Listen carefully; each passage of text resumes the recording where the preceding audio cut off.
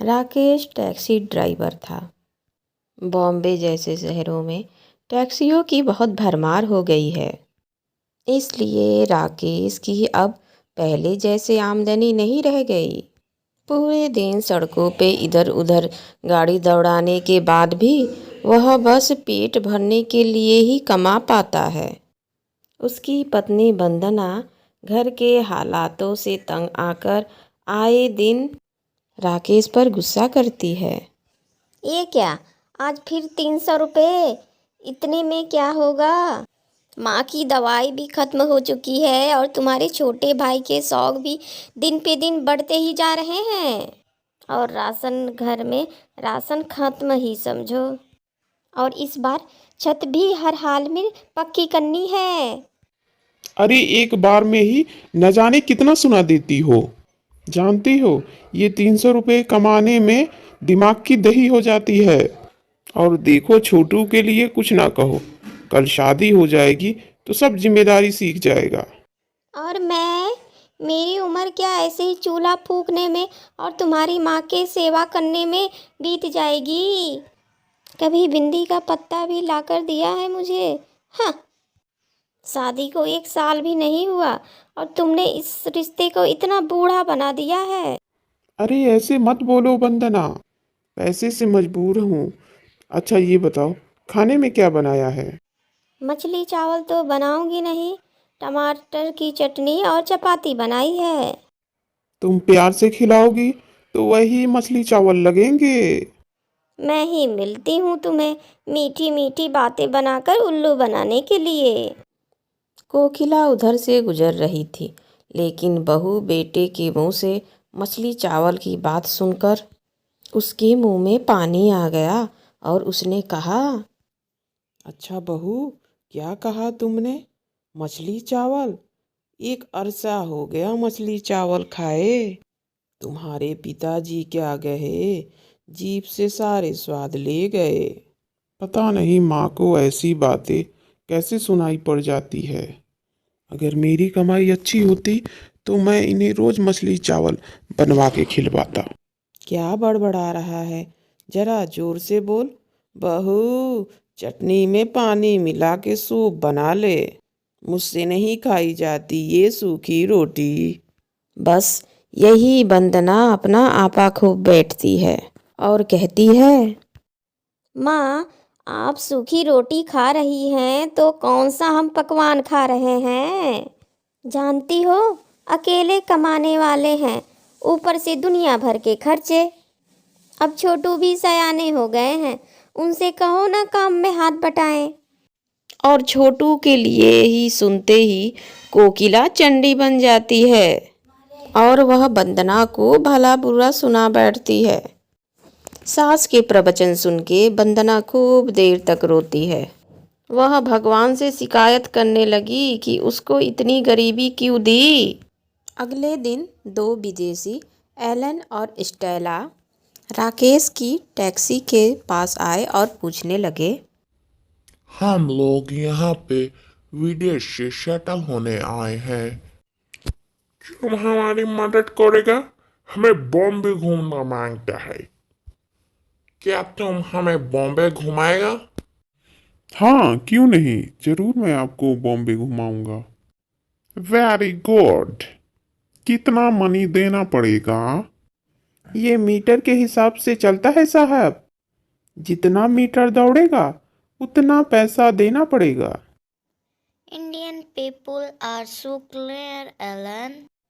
राकेश 10वीं पास था, इतनी तो इंग्लिश समझ ही लेता था। उसने उन्हें पूरे दिन बॉम्बे घुमाया। शाम तक वो लोग थक चुके थे, उन्हें आराम करना था। पूरे दिन राकेश से बातें करके वो दोनों राकेश से अच्छे से घुल मिल गए। आपका घर कहाँ है साहब? आपको कहाँ उतरना है? No no no no no no, हमको हमारे घर नहीं जाना, क्योंकि हमारे पास अपना हाउस नहीं है। यहाँ पे पहले कोई बिजनेस करना, फिर हाउस बनाना। अभी तो हमें किसी इंडियन हाउस में स्टे करना, बिकॉज स्टेला को देसी फूड खाने को मांगता। क्या तुम हमको अपने घर रखेगा? You are good person, no? Rakesh यह सब सुनकर खुश हुआ। उसके यहाँ गेस्ट रूम खाली था। उसने सोचा, यह लोग वहाँ रुकेंगे तो अच्छा लगेगा। पास पड़ोसी भी हमारे घर विदेशियों को देखेंगे तो हमारी भी कोई पोजीशन बनेगी। क्या पता विदेशी हैं, कुछ पैसे भी दे जाएं।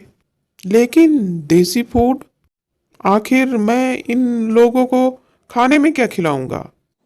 क्या सोच रहा है मैन? हम तुमको इन सब का पैसा देगा।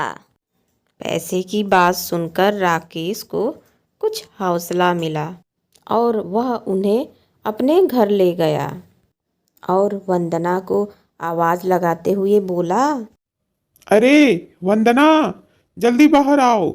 देखो तो हमारे यहाँ मेहमान आए हैं। वंदना बाहर आई तो उन्हें देखती ही रह गई। राकेश ने पूछा, अरे ऐसे क्या देख रही हो? अरे इन मेम को देख रही थी।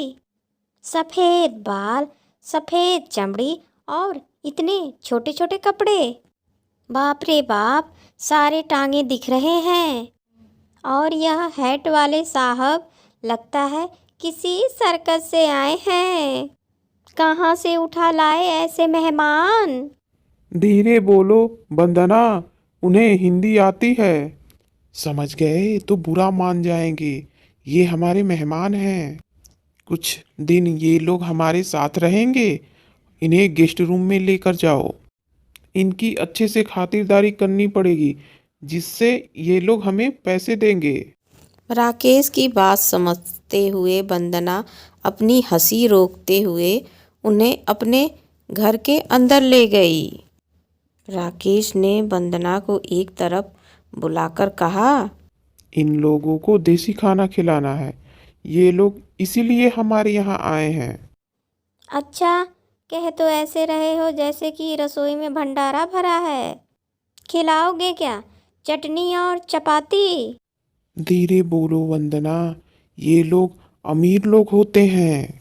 1000 2000 इनके लिए कोई बड़ी बात नहीं होती। विदेश में बहुत पैसा है, वहाँ हमारे जैसे गरीब नहीं है। चलो, मैं उनके लिए कुछ पूड़ी कचौड़ी जैसा बना देती हूँ। लेकिन कल सुबह जाकर बाजार से तुम तेल खरीद लाना। हाँ, आलू तो घर में है ही। इतनी स्वादिष्ट पकवान बनाऊंगी कि याद रखेंगे। अरे वाह बहू, मेहमानों के लिए पूड़ी कचौड़ी। ठीक है, तुम बनाओ और किसी मदद की ज़रूरत पड़ेगी तो मुझे बता देना। वंदना हंसते हुए बोली, माँ जी, आप उन विदेशियों के पास बैठकर बातें करना। तब तक मैं खाने की तैयारी कर लूँगी। सुबह वंदना उठी और तैयारियों में जुट गई। वंदना ने खस्ता पूड़ी और सब्जी बनाई और साथ में हरी चटनी भी बनाई। अरे वंदना, साथ में रायता भी होना चाहिए। अभी मैं छाछ लेकर आता हूँ। वंदना ने थालियों में खाना परोसा।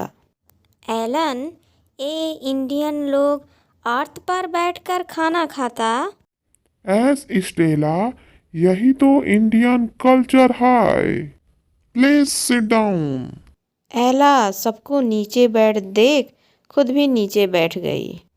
पहला कौर डालते ही मुंह में वह चिल्लाई, oh my God, water food, super amazing.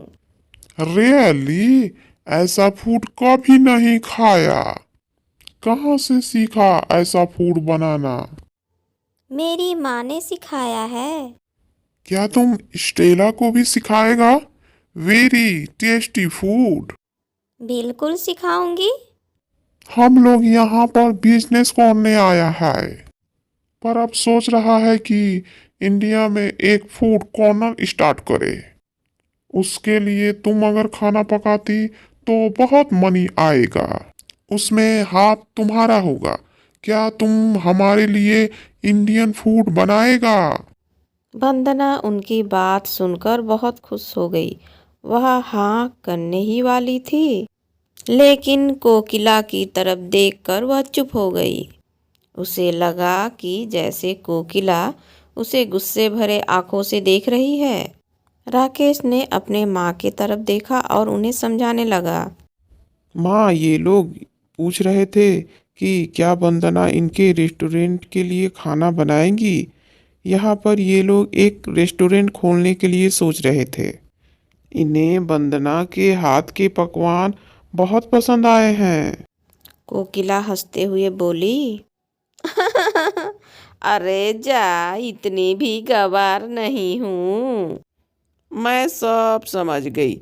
मेरी बहू के हाथ के पकवान खाकर तो कोई बिना तारीफ किए बिना रह ही नहीं सकता। मेरी बहू इनके लिए पकवान जरूर बनाएगी। उसके बाद एलन और स्टेला बहुत खुश हुए। एलन ने राकेश को 10,000 रुपए देते हुए कहा, ये तुम्हारी टैक्सी का, रेंट का और हमने जो खाना खाया उसका पैसा है। हमारा रेस्टोरेंट जब स्टार्ट होगा तो हम और भी तुमको पैसे देगा। हाथ में इतना पैसा देखकर सबकी आंखें खुशी से चमक उठी। कुछ दिनों बाद उन्होंने अपना रेस्टोरेंट खोला, जिसमें वंदना खाना बनाने लगी। शुद्ध देसी खाना बनाते देखकर वहाँ देसी विदेशी लोगों की भरमार होने लगी। इतना काम और पैसा आने के बाद उनके दिन बदलने लगे। अब वंदना और राकेश बहुत खुश थे। कोकिला को अभी भी रोज मछली चावल खाने की तलब लगी रही, लेकिन वह बहुत खुश थी क्योंकि उसकी गरीब बहू ने अपने पकवान से उनकी जिंदगी बदल दी थी।